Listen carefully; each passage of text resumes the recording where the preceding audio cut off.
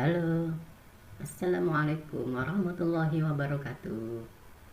Selamat jumpa kembali dalam kelas Maya. Kali ini kita akan membahas tentang kesebangunan. Materi ini dibahas di kelas 9 ya. Jadi khusus untuk adik-adik yang kelas 9, silakan ikuti dengan baik. 2 segitiga siku-siku sebangun. Setelah kalian mempelajari materi ini, maka kalian akan mampu menggunakan konsep kesebangunan dua bangun segitiga yang siku-siku. Juga kalian akan mampu memecahkan masalah yang melibatkan konsep kesebangunan. Oke, sudah siap adik-adik? Lanjut. Bangun-bangun yang sebangun. Syarat dua bangun yang sebangun. Yang pertama, sudut-sudut yang bersesuaian sama besar. Maksudnya bersesuaian itu, jika dua bangun itu posisinya sama, maka sudut yang bersesuaian itu dia memiliki posisi yang sama juga. Ya. Tetapi jika dua bangun ini posisinya tidak sama, mungkin yang satu menghadap kiri, satunya menghadap ke atas, maka posisinya dibuat sama dulu.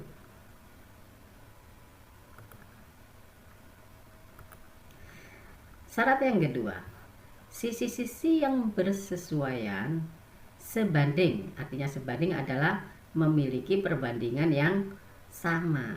Itu kalau sisi-sisi yang bersesuaian.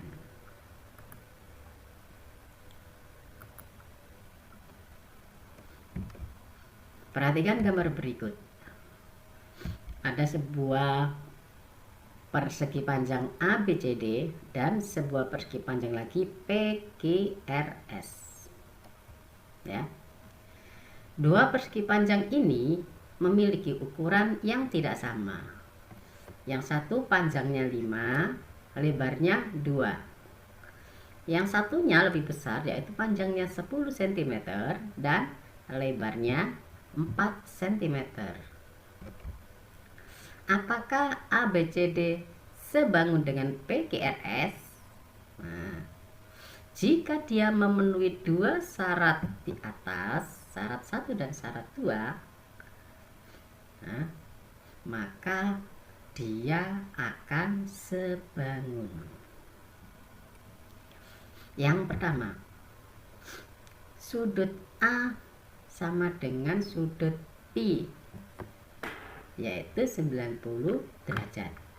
Lihat, ini kan posisi gambarnya sama ya, sama-sama menghadap ke samping seperti ini. Kalau yang satunya itu menghadap seperti ini, yang satunya ke atas, itu baru posisinya tidak sama. Ini posisinya sudah sama. Sekarang sudut yang bersesuaian terletaknya sama. A dengan P sama-sama di kiri bawah. Ini namanya dua sudut yang bersesuaian. Ternyata masing-masing besarnya sama-sama 90. Yang kedua, sudut bersesuaian yang lainnya B. Posisi di kanan bawah. Yang ini Q di kanan bawah. Ini berarti bersesuaian. Kita lihat apakah sama. Oh, yang bersesuaian B dengan Q besarnya juga sama. Yang berikutnya adalah sudut C bersesuaian dengan sudut R. Jadi di sini ternyata sudutnya sama besarnya. Dan yang keempat sudutnya adalah sudut D. Dia bersesuaian dengan S. Ternyata besarnya juga sama. Artinya syarat 1 dipenuhi. Ya. Sekarang kita periksa atau kita cek syarat yang kedua, sisi-sisi yang bersesuaian sebanding. Nah, sisi yang bersesuaian itu mana? AD, posisi sisinya sebelah kiri, tegak. Maka dia akan bersesuaian dengan SP atau PS, ya. Dia bersesuaian dengan PS. Sekarang kita bandingkan AD banding PS, ya, AD banding PS sama dengan 2 banding 4. Kalau disederhanakan, diperkecil menjadi 1 banding 2. Ini sisi pasangan sisi bersesuaian yang pertama. Pasangan berikutnya adalah AB bersesuaian dengan PQ, sama-sama sisi bawah. Ya, itu maksudnya sisi yang bersesuaian ya. Sekarang kita bandingkan AB banding PQ sama dengan 5 banding 10. Kalau kita perkecil, sama-sama dibagi 5, didapatkan hasil 1 banding 2. Ya. Berikutnya, sisi BC bersesuaian dengan QR. Ya. Jadi, sisi BC bersesuaian dengan QR. BC panjangnya 2, QR panjangnya 4, berarti ini sama atau serupa dengan yang pertama tadi, AB banding PS ya.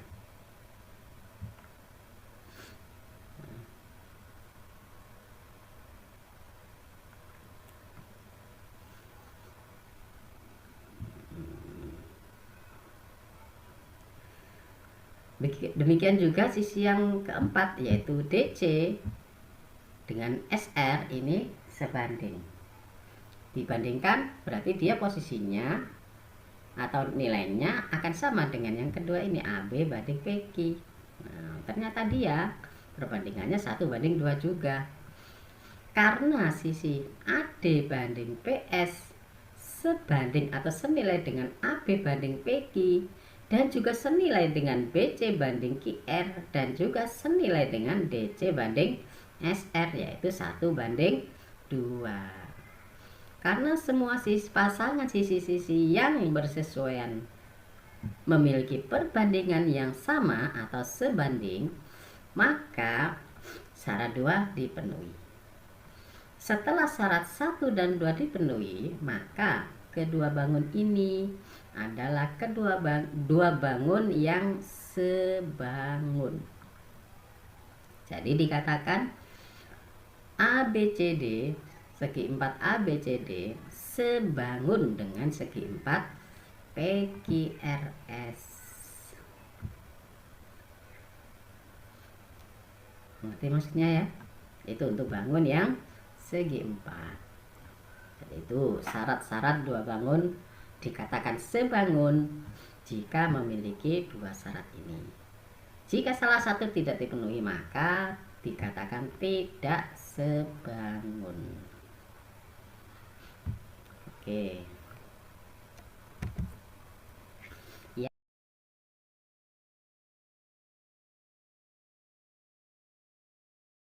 Yang berikutnya, perhatikan gambar berikut. Ada gambar segitiga ABC DE sedemikian hingga BC sejajar dengan DE. Jadi ini dua garis yang sejajar ini. Agar lebih jelas, maka gambar dipisah menjadi 2. Dipisah menjadi segitiga ABC dan segitiga ADE. Seperti ini. Nah, lebih jelas ya kalau terpisah seperti ini. Pasangan sudut yang bersesuaian. Karena posisi segitiganya sudah sama ya, seperti ini. Posisi sudah sama, maka pasangan sudut yang bersesuaian itu yang mana? A DE, ini ya, ADE, berarti sudutnya ini ya, sudutnya dia akan bersesuaian dengan ABC. Jadi sudutnya sama-sama sudut berada di posisi kiri bawah ya, sudutnya di kiri bawah. Itu pasangan sudut yang bersesuaian. Sudut yang lain, ADE, AED itu yang kanan ini ya, dia bersesuaian dengan ACB.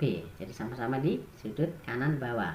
Itu pasangan sudut yang bersesuaian. Masih ada lagi sudut bersesuaian yang ketiga, yaitu sudut yang sama-sama di atas ini ya. Jadi DAE bersesuaian dengan BAC. Untuk sudut pemberian nama ya, yang penting kuncinya adalah yang tengah.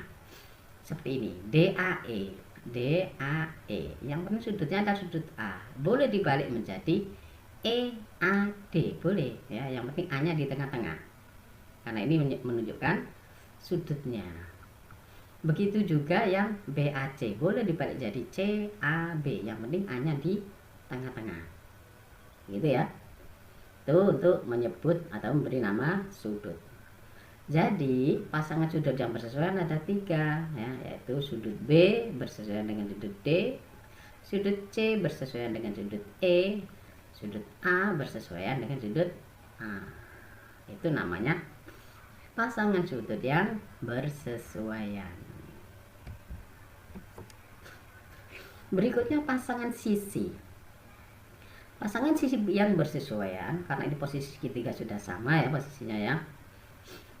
Maka pasangan yang pertama adalah sisi AD. AD itu yang ini ya, sisi kiri ini ya. Dia bersesuaian dengan AB. Nah, sama-sama posisi sebelah kiri. Ini adalah dua sisi yang bersesuaian. Sisi berikutnya, sisi AE bersesuaian dengan sisi AC. Ya. Kemudian sisi berikutnya, sisi DE bersesuaian dengan sisi BC. Itu adalah pasangan sisi-sisi yang bersesuaian pada bangun segitiga. Sehingga berlaku AD banding AB sama dengan AE banding AC sama dengan DE banding BC, yaitu pasangan sisi-sisi yang bersesuaian memiliki perbandingan yang sama. Karena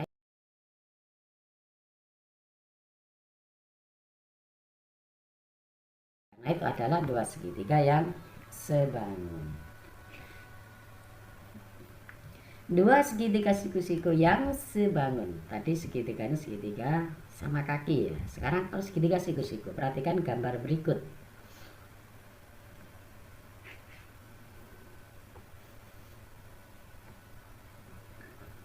Di situ ada segitiga ABC, juga ada segitiga ABD, ada segitiga BCD, ya, segitiga segitiga ABC siku-siku di B ya, ABC siku-siku di B. Jika BD adalah garis tinggi segitiga ABC, nah kalau BD BD adalah garis tinggi, maka otomatis posisi garis BD terhadap AC ini dia akan tegak lurus karena dia garis tinggi ya. Karena garis tinggi adalah tegak lurus dengan alasnya. Kalau ini tinggi berarti alasnya adalah AC. Paham maksudnya? Oke. Maka cara menemukan rumus panjang ruas garis BD, AB, BC dengan menggunakan dua segitiga yang sebangun. Lebih jelasnya, perhatikan langkah berikut ini. Menemukan rumus panjang ruas garis BD. Jadi masih dari gambar yang tadi ya. Nah, ya. Dari segitiga apa itu ABD dengan segitiga BCD. Nah, itu sebagai ilustrasinya ya. Pada gambar animasi di atas tampak bahwa sudut ADB sama dengan sudut BDC. Sudut DBA sama dengan sudut DCB. Sudut BAD sama dengan sudut CBD. Itu adalah sudut-sudut yang besarnya sama. Berdasarkan syarat kedua, segitiga terbukti bahwa segitiga ADB sebangun dengan segitiga BDC. Akibatnya berlaku AD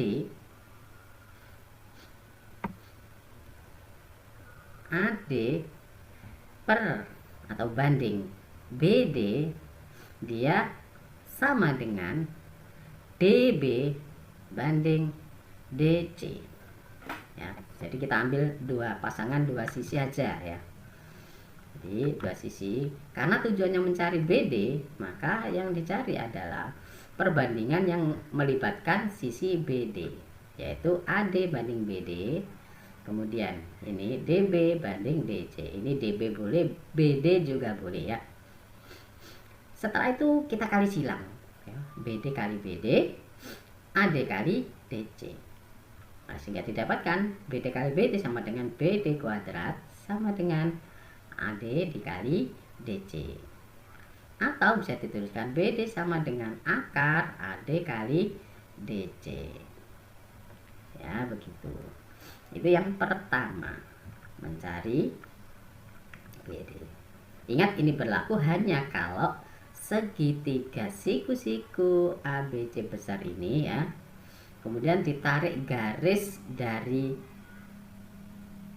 titik sudut yang siku-siku sampai memotong hipotenusa dengan perpotongan yang tegak lurus ya, hanya berlaku untuk itu. Kalau perpotongannya ini tidak tegak lurus, ini garisnya, maka tidak berlaku rumusnya ini ya. Jadi ini khusus segitiganya. Oke, sisi BD sudah kita dapatkan.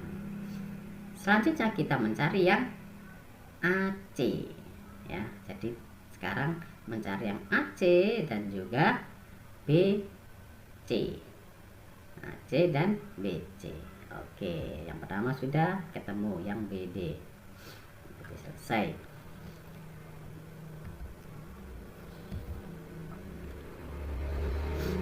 Mudah dipahami?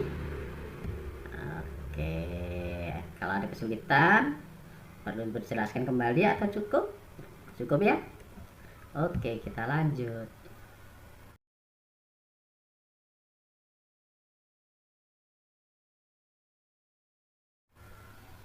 Menemukan panjang ruas garis AB. Nah, sekarang dari segitiga itu kita cari yang AB. Nah, ini ilustrasinya ya. AB itu yang sisi ini, kiri. Nah, sekarang perhatikan kalau ini dari segitiga sebangun ini ya. Dari segitiga sebangun. Pada gambar di atas tampak bahwa sudut ABC sama dengan sudut ADB. ABC sama dengan ADB. Jadi pahami? Nah, sama-sama siku-siku ya. Oke. Yang kedua, sudut BCA sama dengan sudut DBA. BCA sama dengan DBA. Nah, sama ya. Oke. Ketiga, sudut CAB besarnya sama dengan BAD. Cek, sama? Bener ya? Nah, berdasarkan syarat 2, segitiga sebangun terbukti bahwa segitiga ABC sebangun dengan ABD. Akibatnya maka berlaku. Nah, kita ambil dua pasang perbandingan ya, yang senilai itu yang melibatkan AB. Jadi kedudukannya harus ada sisi AB. Nah, berarti sisi yang bersesuaiannya kan AB banding AD sama dengan AC banding AB ya. dari gambar itu. Setelah itu dikali silang, yang ada AB-nya didahulukan. Dari AB kali AB sama dengan AB kuadrat, dia nilai senilai sama dengan AD kali AC. Jadi kalian silang ya, sehingga didapatkan AB sama dengan akar AD kali AC. Didapat deh rumus yang kedua, yaitu sisi AB yang di samping ini. Oke, bagaimana? Masih ada kesulitan dan perlu penjelasan lagi? Tidak ya? Oke, bisa kita lanjut ke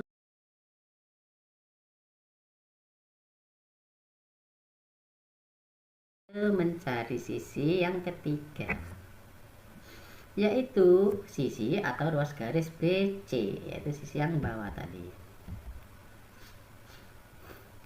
ya. Nah, sisi yang bawah ini yang sekarang kita cari, BC. Nah, sekarang perhatikan ini ilustrasinya ya. Cari pasangan sudut-sudut yang bersesuaian. Apakah besarnya sama? Dicek. ABC sama dengan BDC pada segitiga yang biru, sama-sama sudut siku-siku. Oke, lanjut. Sudut BCA sama dengan sudut DCB, kan sama-sama C ya, berarti besarnya juga sama.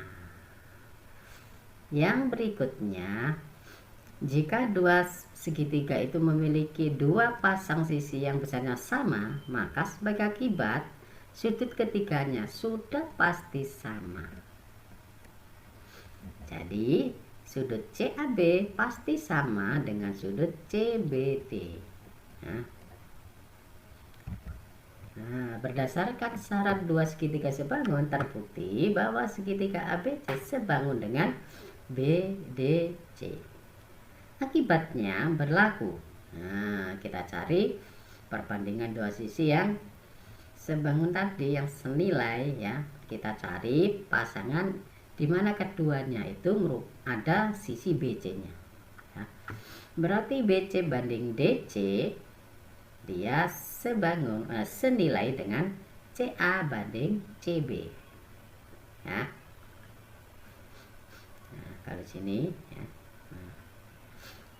Sehingga kalau dikalikan silang, BC kali BC, BC CB itu sama ya. Dan BC dikali BC sama dengan BC pangkat 2. Sama dengan yang ini silang, DC kali CA. Nah, ini ya. Berarti BC saja sama dengan CD kali CA. Oke, sudah kita dapatkan 3 sisi tadi. Mudah dipahami bukan? Ada kesulitan? Atau masih perlu penjelasan lagi?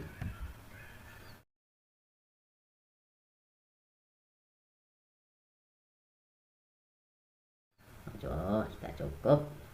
Sekarang kesimpulannya.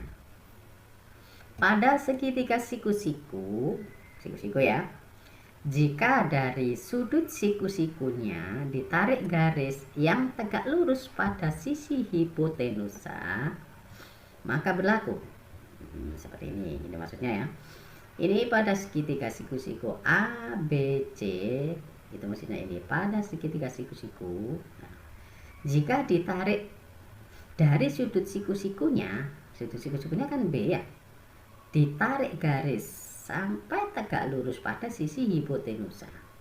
AC ini adalah sisi terpanjang atau sisi miring atau sisi hipotenusa ya. Hipotenusa itu sisi yang terpanjang dari segitiga itu. Nah, jadi ini hipotenusa. Jika dari B ditarik garis sampai memotong tegak lurus seperti ini, maka berlaku yang pertama, mencari panjang BD ya. BD berarti garis yang ditarik ini tadi ya. BD sama dengan Nah, 3 sisi itulah nanti yang dipakai. Jadi yang ada garis-garis keterangan itu. BD pangkat 2 sama dengan DA kali DC. Cara menghafalnya gini. Jika ditarik dari sudut B menuju titik D, maka rumusnya adalah dia ke kiri dan ke kanan. Ya. Jika ditarik dari sini, maka rumusnya adalah kiri dikali yang ke kanan. Ya. Jadi BD kuadrat sama dengan kiri dikali kanan. Itu cara menghafalkannya. Itu yang pertama, mencari BD. Yang berikutnya kedua, mencari AB. Mencari AB, itu yang dicari. Maka cara menghafalkannya ya, selalu berangkatnya itu dari titik B ini ya, karena ini adalah pusat sudut siku-siku ya, sudut siku-siku dari segitiga ABC selalu dari sini. Nah, ini kan dari B kan ya, dari B ke sini baru kiri kali kanan, itu cara menghafalkannya. Ini juga gitu, dari B ke A, berarti cara menghafalkannya adalah lihat panah ya, ke D, berikutnya dari situ lagi ke C, bisa kan? Berarti kalau ditulis seperti ini, BA kuadrat, jadi selalu kuadrat kalau yang titik dari B ya, kuadrat sama dengan ini ke sini, kemudian dari sini ke titik satunya. Bisa untuk menghafalnya ya, jadi kalau BA berarti AD dikali AC gitu ya. Oke, berikutnya BA sudah, sekarang BC yang bawah. Bagaimana caranya? Hampir serupa dengan yang jenis kedua ini ya. Kalau dari BC berarti ini ke sini, lagi ini ke yang satunya. Oke, lihat gambarnya. Nah, yang satunya. Nah, kan lebih mudah cara menghafalkannya. Kalau ditulis BC kuadrat sama dengan CD kali CA. Nah, kesimpulannya kan ini. Kalau dari B itu posisi yang kamu cari adalah garis tengah. Kalau garis tengah berarti caranya kiri kanan. Kalau dari tengah ya. Kalau dari garis yang sisi yang sini, yang kiri ini, berarti selalu dimulai dari A kedua-duanya. Jadi AD dikali AC. Kalau B-nya dari menuju C, berarti mulainya dari C ya. CD dikali CA. Gampang kan? Itu cara menghafalnya biar kalian lebih mudah dalam menghafalkan rumus ini ya. Nah, sekarang bagaimana kalau posisinya dibalik, nggak seperti ini, misalkan siku-sikunya ada di atas, nggak masalah, kamu posisikan kembali aja seperti ini biar kamu tidak bingung ya. Kalau sudah posisi seperti ini kamu lebih mudah menghafalnya. Atau kalau kamu misalkan ini posisinya ini dibalik, misalkan si siku-sikunya ada di atas ini, kalau kamu nggak bingung nggak masalah ya. Yang penting konsep awalnya seperti ini, jadi kalian lebih mudah cara menghitungnya. Sekarang muncul pertanyaan, kalau yang dicari hanya sisi ini ya, BD, BA atau BC saja kan. Nah, sekarang bagaimana kalau mencari AD, mencari DC atau mencari AC? Kamu tinggal melibatkan rumus ini ya. Kalau mencari AD, dilihat dua sisi yang diketahui. AD kan ada di rumus pertama dan di kedua ini kan. Ini kan nggak ada AD-nya. Mesti melibatkan, kalau enggak ini berarti yang satunya. Lihat pasangannya. Kalau yang ditanya AD, dua sisi yang diketahui sisi apa? Kalau dua sisi yang diketahui itu BD sama DC, berarti pakai rumus yang pertama. Kalau ditanya AD tapi yang diketahui itu BA sama AC, berarti pakai rumus yang kedua. Selalu seperti itu ya. Nah, jadi kalau yang dicari bukan BD, bukan BA, bukan BC, maka alternatifnya ada dua ya. Nggak tahu yang mana yang dipakai, tergantung di soal itu yang diketahui sisi mana. Begitu juga kalau mencari sisi DC, misalkan DC ada di rumus pertama, ada di rumus ketiga. ya. Jadi bisa pakai yang pertama, bisa pakai yang ketiga. Tergantung di soal itu yang diketahui dua sisinya apa. Gitu. Begitu juga kalau mencari AC. Nah, AC ada di rumus kedua dan rumus ketiga. Ya, jadi kalian harus pandai-pandai menerapkan rumus ini. Oke, bisa dipahami ya.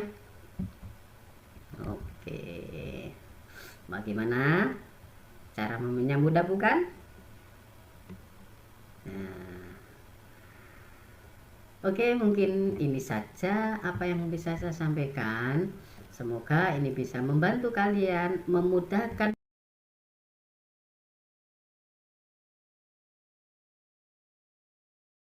dalam memahami materi ini, dan kalian bisa memahami dengan baik.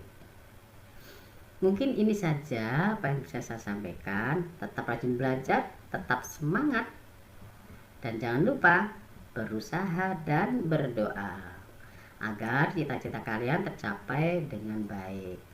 Amin ya robbal alamin. Saya akhiri, assalamualaikum warahmatullahi wabarakatuh.